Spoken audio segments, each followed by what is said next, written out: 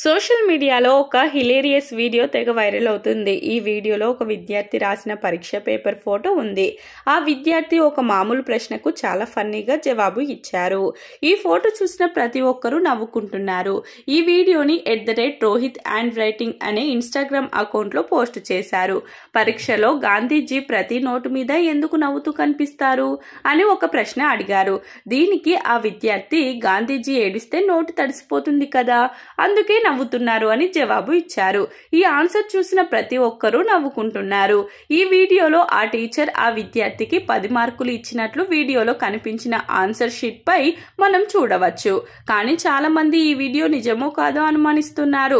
కొంతమంది ఈ ప్రశ్నను, ఈ జవాబును ఒకే వ్యక్తి రాశారేమో అనుకుంటున్నారు. ఈ వీడియో చాలా మందికి నచ్చింది. దాదాపు 55 లక్షల మంది ఈ వీడియో చూశారు.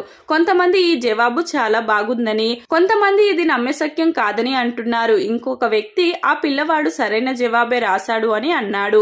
ఈ పోస్ట్ కింద నెటిజన్లు లాఫింగ్ ఎమోజీలు పెట్టారు.